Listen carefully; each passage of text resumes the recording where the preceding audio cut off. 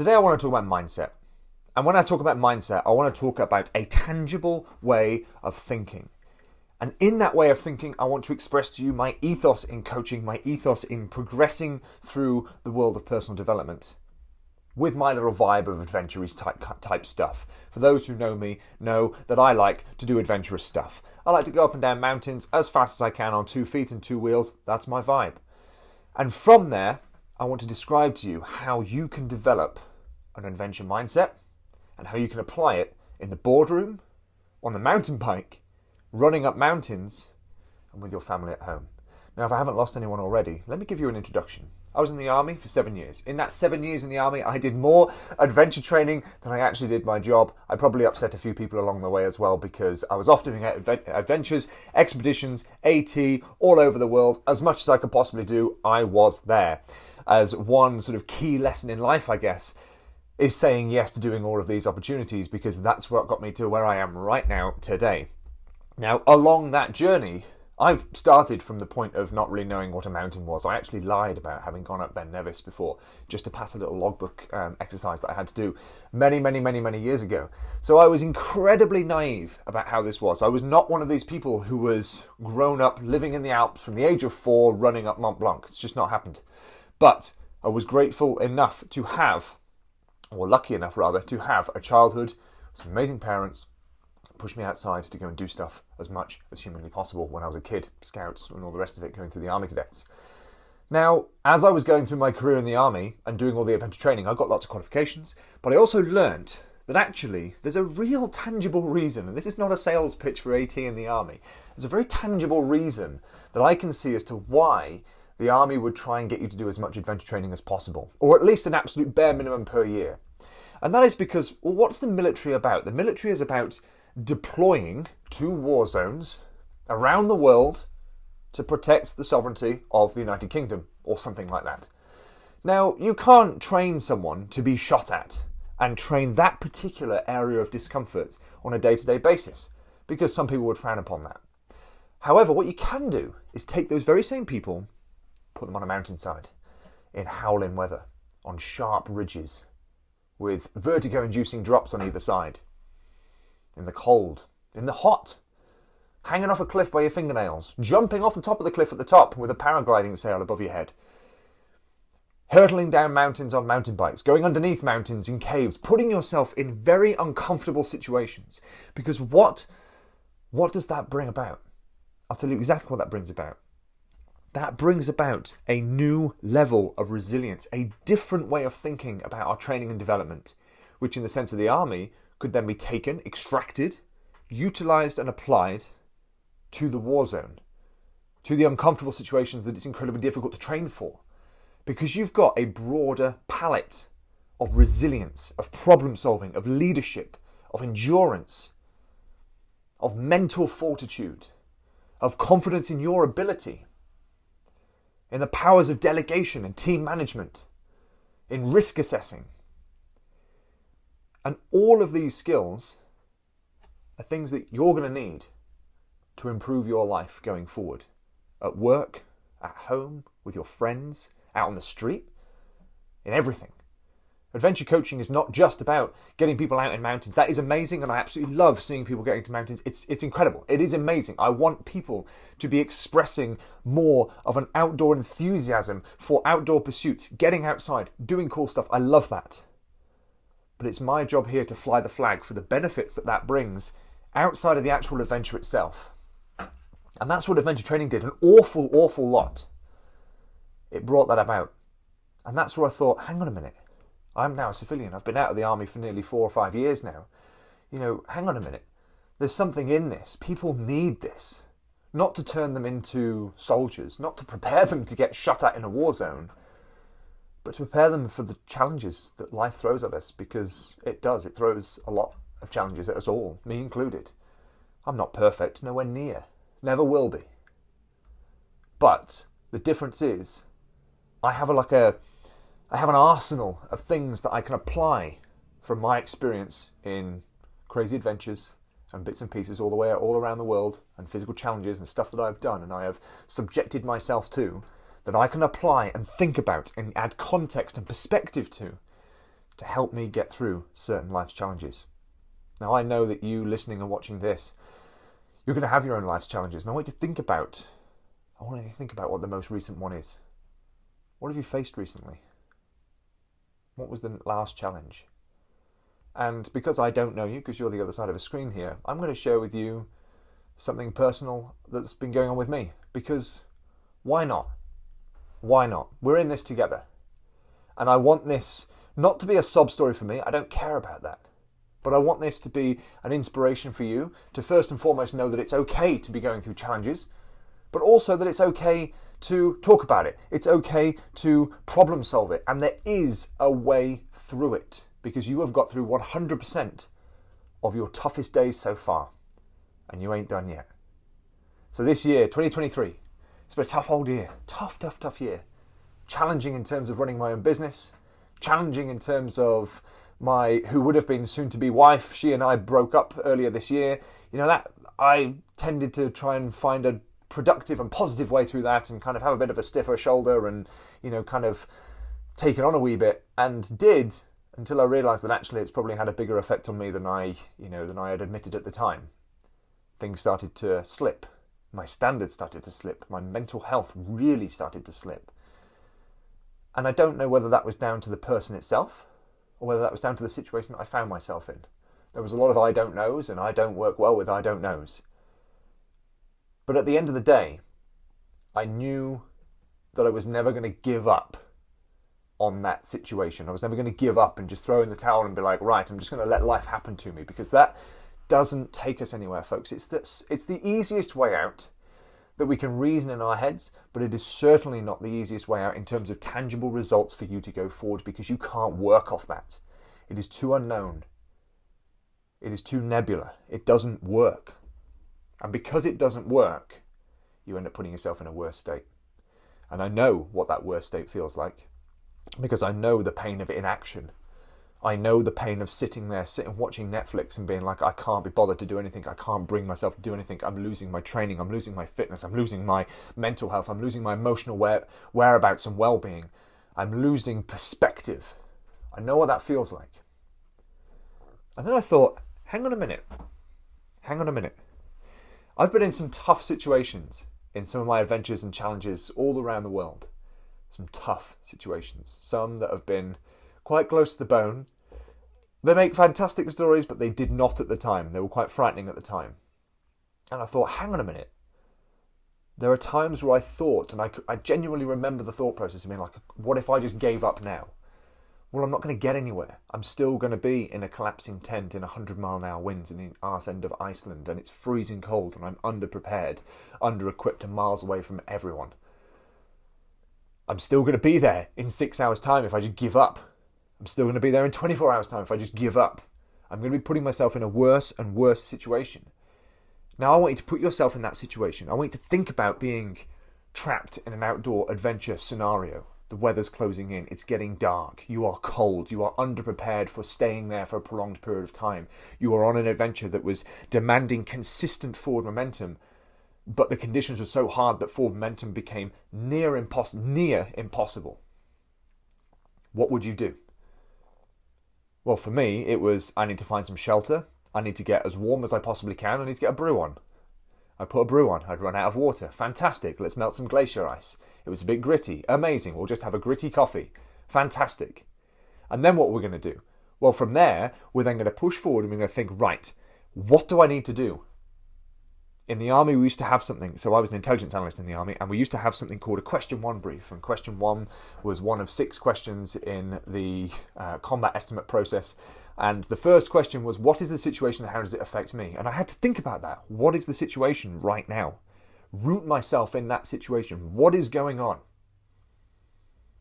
Okay, these are the tools that I've got. This is where I'm at. I can find myself on the map. There is phone signal. Do I have enough phone battery? What's the charge look like? Where's my GPS saying? Do I have my SOS button? Have I got food? Have I got water? Have I got shelter? What is the situation here? How close am I to the next checkpoint or to the next area of safety, to the next town, to the next population centre? Can I get in touch with them? Can I push through to get there? When is it getting dark? Think about all these things. Because you might be going through a life challenge right now where it feels like all of these things are weighing up against you. And it's tempting, isn't it? Just to be like, sod it, go downstairs, watch TV. What happens, happens. And you know that you'll be putting yourself in a worse situation. You know you'll be putting yourself in a worse situation. So what do? We look at it. What is the situation? How does it affect me? The amygdala, the emotional center of the brain that's reacting and maybe pushing you towards those sugary treats or those foods that you want to just seek comfort and solace in. Maybe it's taking you to the point where you can just switch off and watch Drive to Survive on Netflix. You just want to do anything else. Might be drawing you to even worse habits than that are less health-seeking than you would like them to be. Maybe they're reducing your exercise. The amygdala, the emotional center, it's taking care of us, but it needs to take a back seat. The prefrontal cortex, the logical side of the brain, that needs to come in and sit in the driver's seat for a minute. Because that is the part of the brain that's going to be like, right, what's the situation? How does it affect me? How do I get out of this? What are the tools that I've got to my disposal? Where am I? What can I do? How do I productively move forward? And there might be 1,000,001 things that you could do to productively move forward. What are the most important? Not what is every single thing that I've got to do and I'm going to figure out how to do them all at the same time, all at once, and then get overwhelmed and then try again tomorrow or next week. What are the most important things that I need to do right now in order to push forward? When you can center down on those and you genuinely believe that those are the most important things for you to be able to do, then you have to go and do them whether you like it or not. And that is where the self-discipline side of this comes into play. Self-discipline has to be there in the background. Because you've heard the motivational videos of no one is coming to save you, there's no cavalry, and we know that. We know that. We know that. But self-discipline has to be there. It has to be there in the background so that it comes forward and drives that direction. I was having a wonderful conversation with a client the other day, and we were kind of looking at the pros and cons of having goals and kind of using vocabulary like striving forward and stuff like that. And maybe this person had a particularly negative attitude to, striving and goals and things like that in particular in the past. But we can't not have things that we're aiming for. We can't not have goals that we're going to push forward, because the overarching principle of human beings is we are designed to progress forward. We are designed to add value to the human population, to the human civilization, for the betterment of the human civilization, which in its ethos is developing, pushing forward, progressing. Now, those goals don't need to be earth-shattering goals. Those goals could literally be, hey, I want to consistently do 3 training sessions every single week because I've done nothing for the last 3 weeks. That's my goal. Brilliant. That'll then turn into something else further along the way, and then further along the way. I was talking to another client earlier this morning, actually, at the time of recording. What are the goals we're looking for? Well, I don't really know what the goals are. Let's not stress ourselves out about what they can be. Let's look at that and go, hey, what's the situation and how does it affect me? Your consistency for training has been terrible recently, and that's okay. Your words, not mine. You think they have been terrible recently. So let's take that and think, if this is the situation, what is the most logical thing that we can do? Well, first and foremost, we can have a training plan that is easy enough for us to achieve. The bar is low enough for us to be able to achieve what Alex Hormozy calls the stack of undeniable proof that we are who we say we are. What I change to the stack of undeniable proof that you are who you think you can be. You are building a stack of undeniable proof by logging easy wins because you need them en masse to start off with to gain momentum. And then maybe that goal for this person I'm talking about before, maybe that goal was actually because we've had terrible quote unquote adherence to training. Maybe the first goal is for the next 4 weeks, I'm going to nail every single workout in my training program, whether I like it or not.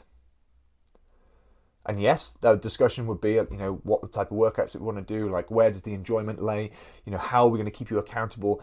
We're not just going to force people to do 1,000 burpees a day for the sake of doing 1,000 burpees a day. We want to make it enjoyable, of course. But remember the amygdala, the emotional center of the brain, that's going to be like, oh, but that's a change of state. I don't like a change of state. I don't want to change. I want to do different things. I want to just chill. I don't want to change. I don't want to do more training. And the prefrontal cortex has to come in and say, hey, no, this is what we do now. Or if you've read The Chimp Paradox by Professor Steve Peters, if you've not read it, please do read it. It's incredible.